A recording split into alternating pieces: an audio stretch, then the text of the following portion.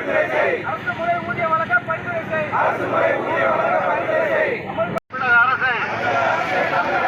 சர்க்கரை ஆலை ஊழியர்களுக்கு அரசு முறை ஊதியத்தை வழங்கிடு. வஞ்சிக்காதே. சர்க்கரை ஆலை ஊழியர்களை வஞ்சிக்காதே. அமல்படுத்திடு. நீதிமன்ற தீர்ப்பின்படி ஊதியத்தை அமல்படுத்திடு. சர்க்கரை துறையை பரிந்துரை செய்.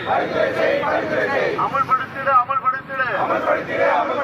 நீதிமன்ற தீர்ப்பின்படி விவசாயிகளுக்கு என்று ஒரு மாபெரும் புரட்சி செய்கின்ற வகையிலே இந்த சர்க்கரை ஆலை நிறுவப்பட்டு கிட்டத்தட்ட 50 ஆண்டுகள் ஆகின்றது.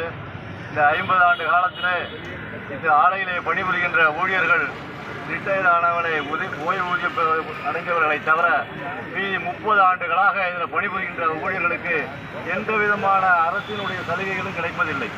அது ஒரு சாதாரண ஒரு நிறுவனத்தில் வேலை செய்கிறவர்களுக்கு கூட கிடைக்கக்கூடிய ஊழியர்கள் கூட இது கிடைப்பதில்லை.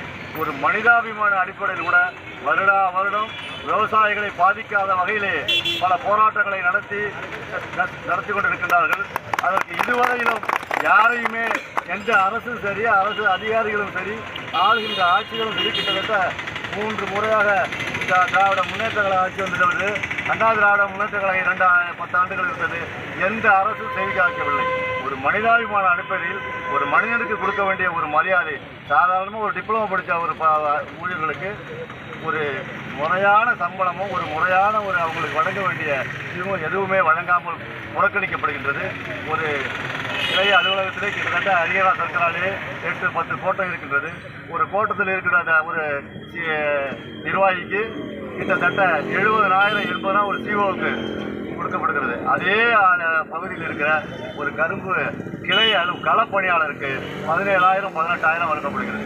இதெல்லாம் உண்மையில் பார்க்கின்ற பொழுது ஒரு பெரிய மாபெரும் மன உளைச்சலை தருகின்றது. உண்மையாக களத்தில் இறங்கி விவசாயிகளுக்காக தன்னை அர்ப்பணித்து செயல்படுகின்ற இந்த களப்பணியாளர்களுக்கு மாபெரும் துரோகத்தை இந்த ஆலை நிர்வாகம் இழைக்கின்றது. அரசு இழைத்துக் கொடுக்கிறது கூறிக்கொண்டு இவர்களுக்கு சரியான முறையிலே அவர்களுக்கு உள்ள ஊதியத்தை உயர்நீதிமன்றத்தின் தீர்ப்புப்படி வழங்க வேண்டும் என்று விவசாயிகளின் சார்பாக நான் வேண்டிக் கொள்கின்றேன். நன்றி.